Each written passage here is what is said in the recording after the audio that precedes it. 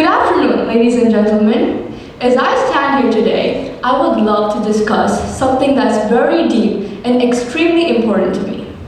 Let me begin by asking a few questions. Why is it always, what was she wearing? Or why was she there? Or why was she out at that time? And why is it not? Why did he do that to her? Or why did he look at her that way? These questions reveal the unfair blame placed on women instead of blaming those at fault. And if you already guessed my topic, yes, you're right. I'm here to talk about women's inequalities, especially around safety and independence. Now, you might think the world is developing, more women are gaining independence.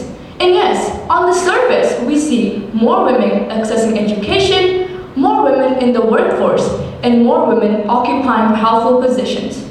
But let's ask ourselves, is this true independence? Of course not. To be independent means that a woman should be able to step out of her house at any time of the day, wearing anything that she chooses to wear without fear. Fear of judgment, fear of harassment, and fear of violence. To be independent means to be free from both financial reliance and social rules that create inequalities and keep fear alive. Now, you might ask, why does this matter to you? You said you never had to face such issues before. And yes, I am beyond grateful for the safe space that I have been offered to live in. But does being safe myself mean that I can't speak up about it? Absolutely not. Empathy, I believe, forces us not just to act for ourselves, but also for others who don't have the privilege of safety or freedom. Recently, back home and across the world, women are continuing to face a lot of harassment, violence, and discrimination. Every day, the news reports heartbreaking stories of injustice, and I cannot stay silent when countless women are forced to live in fear and when their families grieve powerless to protect them from the injustices that they should never have to face. Recently, in India, cases of sexual assault have been all over the news, raising alarms and shattering lives. And these are not just numbers. They represent real people, real pain, and real lives. Lives that were once filled with dream and potential, but now ruined by the inequalities we refuse to face directly. And this is not an isolated issue. It exists in every society, in every community to different degrees. The real question though is, how long will we allow this to continue? And the problem is that most of us just want to act in the initial days of the issue, and after a while, we completely forget about it and act as if it never even happened. Here's where the issue becomes even clearer.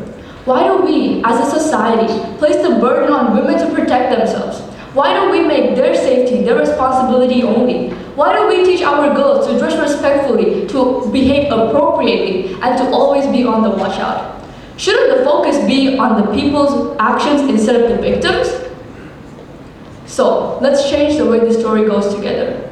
Let's start teaching boys and men to respect women, to see them not as objects of desire, but as equal as human beings.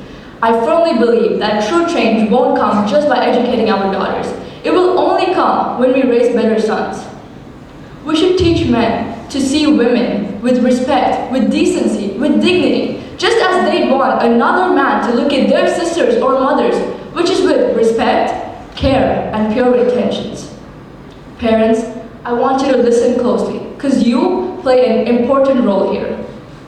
I urge you to have the difficult conversations with your children, not just with your daughters, teaching them how to be safe, but also with your sons, teaching them how to protect and respect. Stand up with women, speak up against harassment, call out inappropriate behavior when you see it. Remember that this is not a women's issue, it's a human issue, and it requires all of us to come together and act responsibly. So, I ask you today, let's rewrite this story together. Let's stop asking, what was she wearing, and start questioning the actions and attitudes that allow such questions to exist in the first place. Imagine the legacy we could leave. A world where our future generations don't have to go through any of this. A world where our sisters, friends, and daughters could dream, work, and live without fear. A world where no woman must look over her shoulder and silence her dreams because of the inequalities society has long ignored. And before I end my speech, happy Women's Day to all the women in here. You're truly amazing and you hold a really important place in this society. Thank you.